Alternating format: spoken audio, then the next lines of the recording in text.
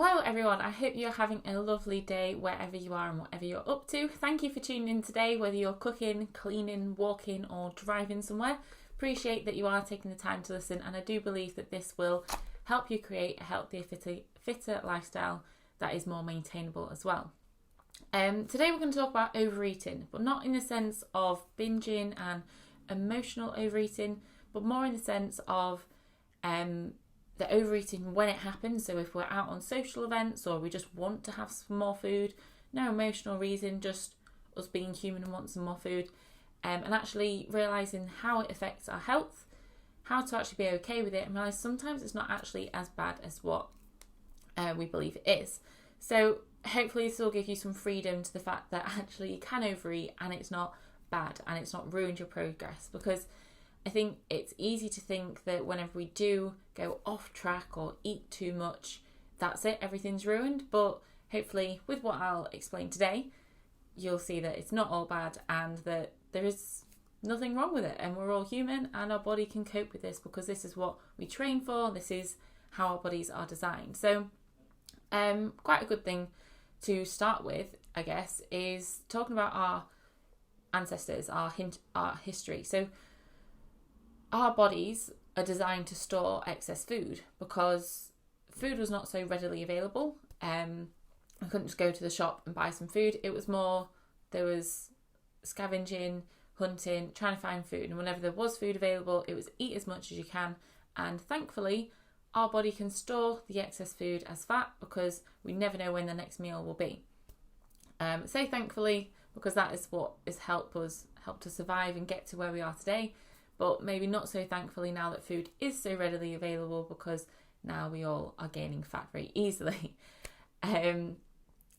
So what I actually want to go into today though is how overeating doesn't always lead to fat gain. It might lead to weight gain, but it's not always fat. Starting off with a really interesting study that I actually learned about at uni as well. So this study looked at two types of bodies. There was an athlete and an obese person. So when these two people had their muscles looked at, you could see that both of them had fat stored in their muscles, but there was only actually one of them that it was affecting on a negative way, and that was the obese person. And it was very strange to see that the athlete had high fat content as well. But because of the way the athlete trained and the fact that they have got trained muscles, it meant that the fat that was stored in them was stored differently, and actually the body's able to use it, whereas in an obese person it's stored there and they don't have the ability to use it. So this ability comes from the adaptations that occur with training. So the more you train, the more the sciencey now, but the mitochondria in the cells, the more they adapt, you have more of them, and they're more capable and better at breaking down fat to convert it into energy. So that energy is for when we're sleeping, walking, going about our day-to-day business, or exercising itself as well.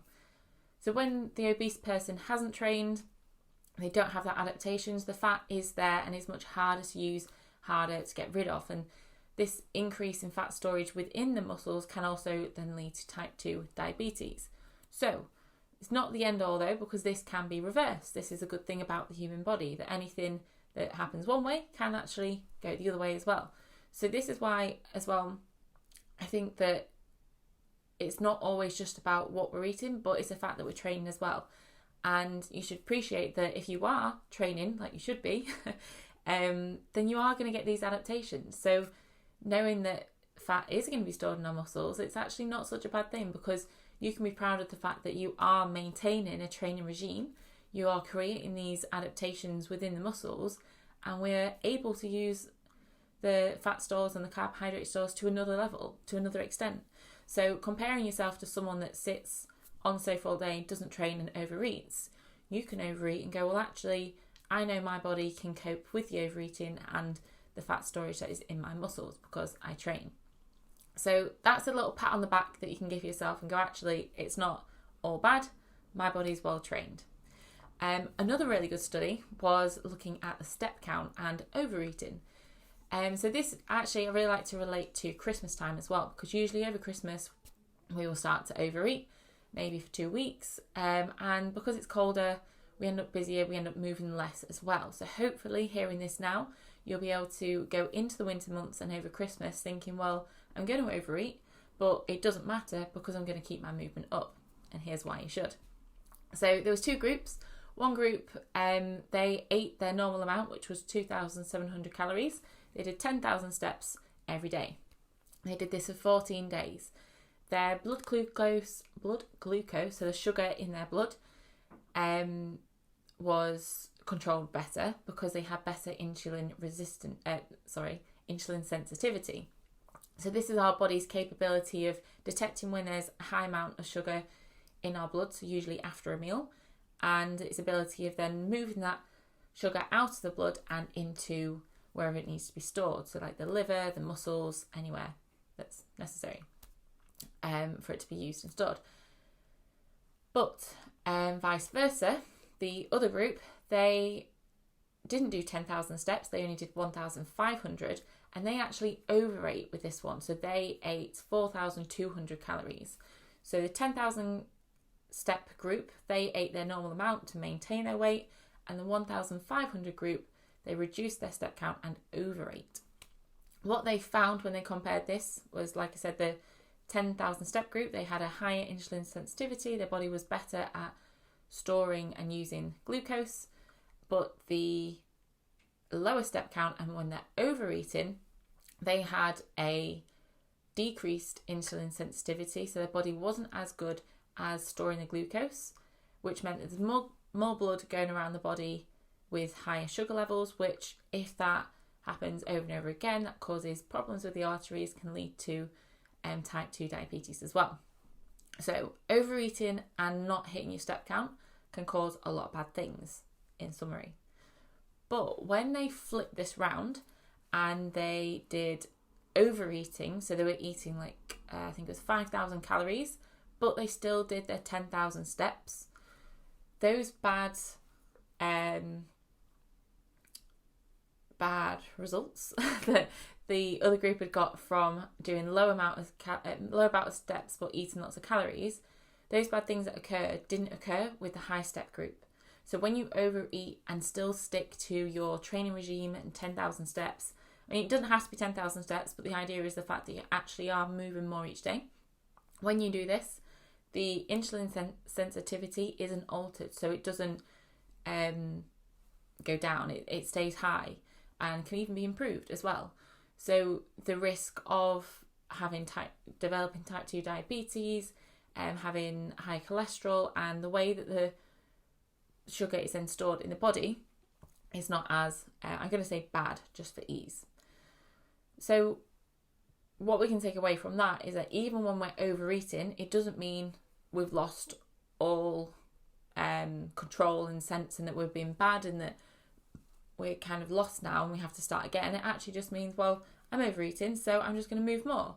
And it's not in the sense of, oh, I've overeaten, so now I need to burn all the calories so that things are evened out and you have to panic about it. It's just like literally go for a walk, keep moving, because it's just good for your health. Like, it's not about the calories or the fat gain or anything. It's more about the blood sugar, the way our body works, the way just there's so much going on in our bodies that it's just appreciate that moving more still helps, whether we're overeating or not.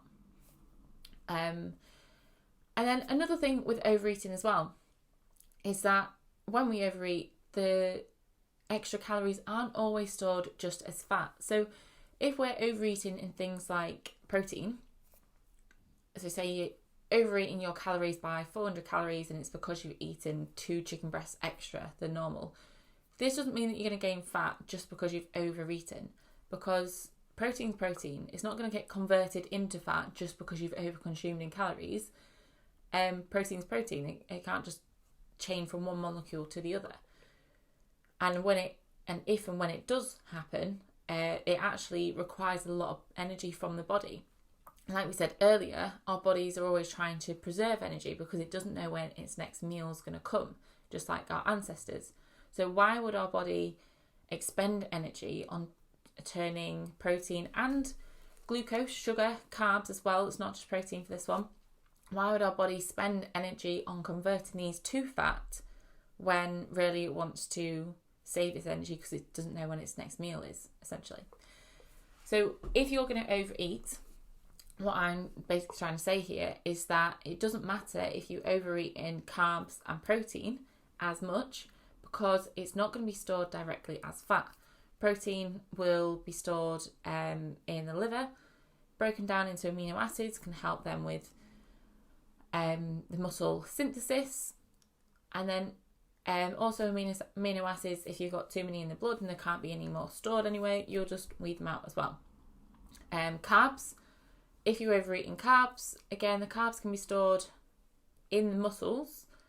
It can be converted to fat, but again, if you're active, those fats can be used more readily, and they're more available to use because we've got more mitochondria and all those adaptations we were speaking about earlier. But if you are overeating in the fat, if you're overeating with the carbs, it's not going to be converted to fat all the time, because like I say, it's an energy requiring process and our body wants to avoid that, really. So we've got plenty of stores in our body, like our muscles and our liver.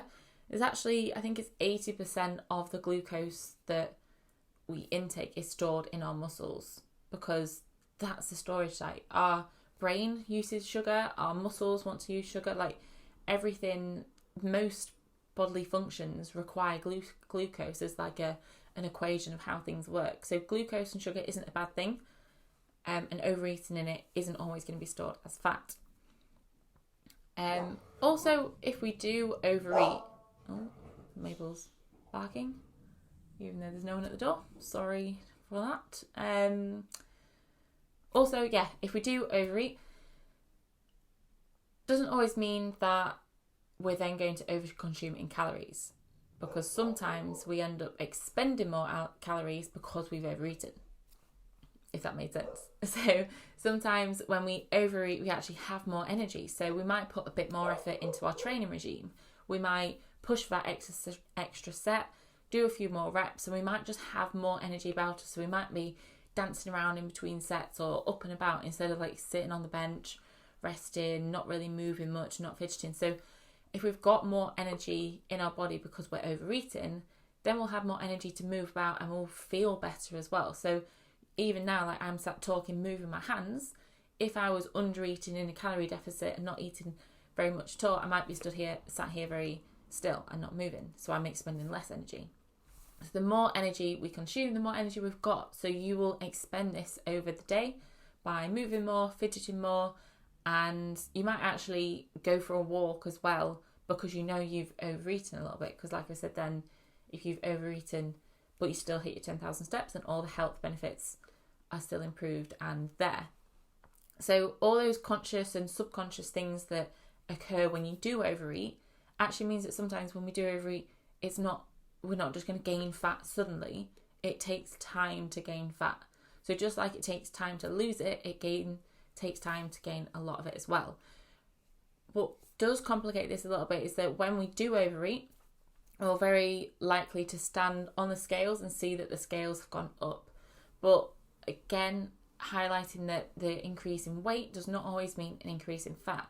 Of course, an increase in weight could be because we've eaten more, so we've got more food in our digestive system, not just because we've gained fat. If we've got more food in our digestive system as well, well, obviously way heavier, but that food will be stored in the muscles too. So if we've got carbohydrates in there, they're going to be stored in the muscles. Muscles store carbohydrates with water as well. So for every 1 gram of carbohydrates, there's 3 grams of water. So that's quite heavy. So yes, you might be gaining weight with overeating, but it might not always necessarily be fat. So they're kind of the key points that I wanted to make to highlight that overeating isn't always a bad thing. It doesn't have to be that we've been bad and we have to start again and all our progress is ruined, because we're all training and we've all got adaptations that are occurring, so that when we do overeat, it's not a bad thing. Our body will just deal with it and cope, and that's fine. Carbs and protein, if we overeat, they're not always stored as fat. And there's other processes that go on. So if you overeat in fats, then yes, you're likely to gain fat because it's fat and it's easy to store as fat because it is just fat. But if you're overeating carbs and protein, it's harder to store as fat, and you'll use it more through muscle synthesis, so building up of the muscles, and you use it more carbohydrates through just doing things that require energy, like fidgeting, training, going for walks, just having more energy about you. So I'm going to wrap that one up there so it doesn't go on too long. But I hope you've enjoyed that one, and it's been a bit insightful into how we can overeat and not think that it's a bad thing. It is good sometimes to have bouts of overeating because it helps with recovery, sleep, makes us feel good, and makes us feel like we don't always have to be on a strict diet as well, because we're not going to gain fat from one day of overeating. You might gain weight, but it's not fat. So from there, hope you have a lovely day. Hope you don't just go and raid the cupboards now and see that as a green light to overeating all the time, because obviously if it's a repeated action, then yes, you will gain fat. But if it's a one-off every now and then and you're still training, getting a lot of movement in, then you won't, and you'll be sound. Okay, so I'll leave that one there. Thank you again for listening. I hope it's been helpful, and I'll catch you throughout the week. Thank you.